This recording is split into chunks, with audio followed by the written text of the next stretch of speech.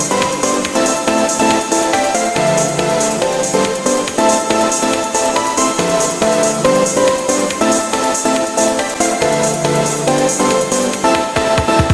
दोस्तों, मुझे उम्मीद है आप लोग ठीक होंगे। तो चलते हैं हम अपनी स्टोरी की तरफ। Let's go anime time. हमने देखा था पिछले एपिसोड में सियान के अंदर फायर के साथ साथ एक पॉइजन घुस गया था, जिससे सियान को तकलीफ हो रही थी और मास्टर उसे एडवाइस देते हैं अगर तुम्हें इस पॉइजन को दूर हटाना है तो तुम्हें इसका रिएक्शन देखना होगा और इसके मुताबिक ही वर्क करना होगा। तो सियान ऐसा ही करने बैठ गया होता है और सियान की फाइटिंग स्पिरिट भी एक्टिव हो गई होती है और मास्टर ये देख रहे होते हैं और फिर बोल रहे होते हैं फाइटिंग क्यू की पावर पहले से ज्यादा बढ़ गई है। और फिर हमें बाहर का सीन दिखाते हैं जहाँ पे सीनियर बोल रहे होते हैं हर साल ही एक ऐसा न्यू स्टूडेंट आता है जिससे ये फ्रेम उस पर हावी हो जाती है और उसे बहुत ज्यादा तकलीफ पहुँचाती है। और ये बोलकर वो लोग हंस रहे होते हैं। एक सीनियर लड़की वहाँ पर आती है और वो ये सब कुछ सुन रही होती है और उस लड़की का नाम हान यू होता है और वो बोल रही होती है इसमें हंसने वाली क्या बात है, ये न्यू स्टूडेंट है जो पहली बार यहाँ इस टावर में आया है और ये न्यू है तो इसे रूल के बारे में कैसे पता हो सकता है। तो हान यू उसे देखती है और इसके इस हाल को देखकर डर लग रहा होता है कि कहीं ये फायर इसी को जलाकर राख ना कर दे और अपनी साथी को इशारा करती है जो वो समझ जाती है और वो जाकर एल्डर के पास निकल जाती है उसे बुलाने के लिए। और सीन चेंज होता है और ये सीन न्यू स्टूडेंट की तरफ आता है जहाँ पर सियान के तीनों साथी भी होते हैं और न्यू स्टूडेंट बोल रहे होते हैं और रूल के मुताबिक हम लोगों ने पहले से ही 2 सीनियर ग्रुप को फीस अदा कर दी है और ये फीस बस 2 आने वाले ही सीनियर ग्रुप को ही दी जाती है।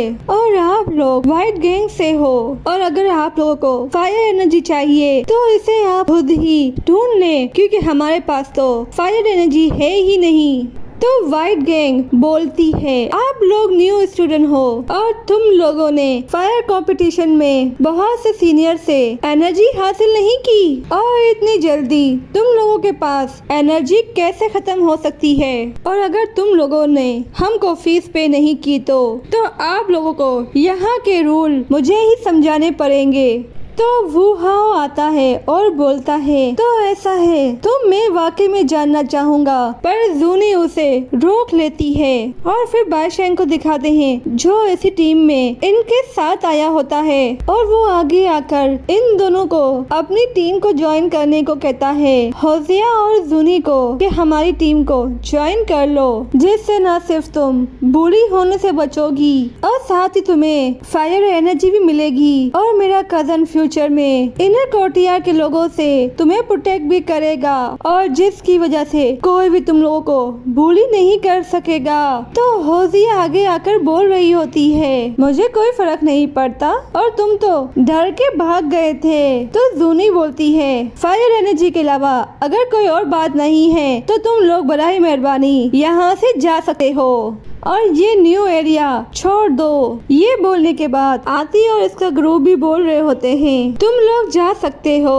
तो व्हाइट गैंग का लीडर उठकर आता है और यहाँ पर सीन सियान की तरफ आता है और फिर उस लड़की को दिखाते हैं जो एल्डर के साथ आ रही होती है और इस एल्डर का नाम लू होता है और एल्डर लू आते हुए बोल रहे होते हैं ये जाहिल छोटा लड़का पहली बार इस टावर में आने से पहले बता देना चाहिए था वरना ऐसे इतनी तकलीफ नहीं उठानी पड़ती। और वो अपने सामने सियान को देखता है और वो समझ गया होता है कि ये लड़का है कौन और हान यू मास्टर को ग्रीट करती है जिसे एल्डर यू उससे पूछते हैं मून गर्ल आप यहाँ पर और आपके कल्टीवेशन का लेवल में जाने का क्या सोचा है। तो हान यू बोलती है 6th फ्लोर पर और वहाँ के लोग ये सुनकर बहुत ही हैरान हो रहे होते हैं और बोल रहे होते हैं, क्या ये 6 स्टार डोलन के नीचे जा सकती है? तो एल्डर लू बोलते हैं, और तुम 1 साल में ही काबिल हो गई हो,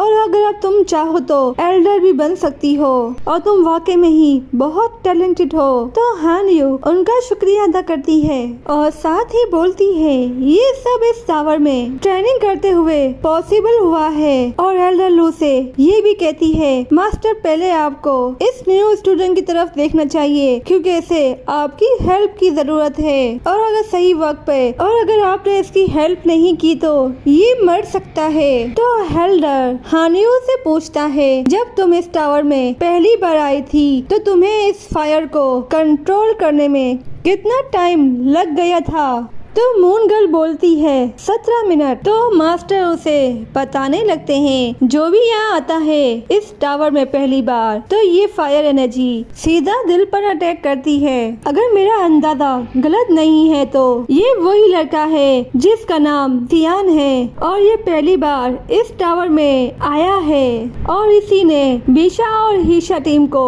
डिफीट किया है। और ये सुनकर वहाँ के सभी लोग सियान को देखने लगते हैं, क्या सच में ये वही लड़का है सियान? और फिर सियान के स्पिरिट वर्ल्ड में दिखाते हैं कि वो बैठा हुआ होता है, पर अचानक से ये पॉइजन फायर चली जाती है। तो सियान बोलता है, क्या ये चली गई? तो मास्टर बोलते हैं, ये बहुत ही कम पॉइजन है जो तुम्हारी पावर से चली गई है, और अगर इसी तरह तुम करते रहे तो तुम पूरी तरह से इसके अटैक से निकल जाओगे। तो सियान बोलता है, इस फ्रेम की वजह से मेरी फाइटिंग स्किल अच्छी हो गई है, फॉलिंग हार्ट फ्रेम की वजह से है। तो क्या फॉलिंग हार्ट फ्रेम ने मेरी हेल्प की है? और मुझे लगता है अगर ये फ्रेम मेरे पास आ गई तो ये फ्रेम बाकी फ्रेम से बहुत ही ज्यादा खतरनाक होने वाली है। और सीन चेंज होता है और हानी बोल रही होती है, मास्टर इसे 18 मिनट हो गए हैं, मैंने अब तक ऐसे बंदे को नहीं देखा जो इतनी टाइम तक फॉलिंग हार्ट फ्रेम से तकलीफ से गुजर सका हो। ये वाकई में ही कमाल का लड़का है जो इसने कमाल कर दिया है, और आज तक मैंने यहाँ पर किसी को भी ऐसा करते हुए नहीं देखा। तो एल्डर लू बोलते हैं, वाकई में तुमने सच कहा। तो मास्टर अपनी फायर को सियान की बॉडी की तरफ भेजते हैं, जिससे ये फायर जैसे ही करीब आती है उसी वक्त सियान की बॉडी से हेवनली फायर निकलती है, जो सियान को इस फायर से प्रोटेक्ट कर रही होती है। और ये फायर सियान के अंदर ना जाए तो हेवनली फायर इस फायर को रोकते हुए वहाँ पर एक धमाका होने ही वाला होता है, जिसे मास्टर लू देख लेते हैं और वहाँ पर शील्ड बना देते हैं, जिसकी वो अटैक से वो सभी सीनियर बच जाते हैं। पर इस अटैक से एक भूकंप सभी सीनियर ने बाहर तक महसूस किया होता है, और शील्ड जैसे ही हटती है मिट्टी के धुआं चारों तरफ उड़ जाता है, और कुछ मिट्टी तो मास्टर के चेहरे पे भी आ जाती है। और मास्टर लो अपने मन में बोलते हैं, वैसे तो कोई ताज्जुब की बात नहीं है, क्योंकि मैंने जब तुम्हारे बारे में सभी एल्डर का एक अजीब सा ही रिएक्शन देखने को मिला था, और तुम्हें देखकर लगता है कोई है जो तुम्हारी केयर कर रहा है। ये बात आप लोग समझ गए होंगे, और अगर समझ गए हैं तो कमेंट में मुझे जरूर बताना। और सीन सियान की तरफ आता है, जो बिल्कुल ही ठीक हो गया होता है, और मास्टर लू आगे आते हुए बोल रहे होते हैं, तुमने अपनी ऑनर स्ट्रेंथ से ही पहले स्टेप फॉलिंग हार्ट फ्रेम को इजी कंट्रोल कर लिया, और तुम वो पहले इंसान हो इस इनर कोर्टयार्ड में जो ऐसा कर सका है। सियान उससे पूछता है कि आप हैं कौन? तो एल्डर लू अपने बारे में बताते हैं, मैं इस टावर का फर्स्ट लेवल का इंचार्ज हूँ, और तुम मुझे एल्डर लू बोल सकते हो। तो सियान अपना नाम बताकर उनको ग्रीट करता है और उनको बताता है कि आपके फेस पे कुछ है, जिसे मास्टर साफ करते हुए बोलते हैं, ये बस गलती से लग गई है जब मैं फ्रेम को कंट्रोल कर रहा था। और एल्डर लू सभी सीनियर स्टूडेंट को देखकर बोलते हैं, अब तुम लोगों को ट्रेनिंग करने के लिए जाना चाहिए। और मास्टर लू उन सबको यहाँ से भगा देता है और मास्टर लू हानियों से मिलाते हुए बोलता है, ये इनर कोर्टयार्ड में मून स्पिरिट की लीडर है और इसी ने आपको इस हाल में देखकर मुझे तुम्हारी हेल्प करने के लिए बुलाया था। तो ये सुनकर वो उसका शुक्रिया करता है, तो साथ ही उसे हाथ मिलाने के लिए हाथ आगे बढ़ाता है। तो हानियो भी उससे हाथ मिलाती है और सियान ने उसका हाथ अभी तक नहीं छोड़ा होता। तो एल्डर लू भी अपने मन में बोल रहा होता है, इस इनर कोर्टयार्ड में बहुत ही कम लोग ही हैं जो मून गर्ल से हाथ मिला सकते हैं। और मास्टर थोड़ा हंसते हैं और फिर सियान उसका हाथ छोड़ देता है और हानियो साथ ही बोलती है, अगर सब ठीक है तो मैं यहाँ से चलती हूँ। तो वो बाय बोलकर वहाँ से चली जाती है। तो एल्डर लू सियान को बोलते हैं, तुम यहाँ पर न्यू हो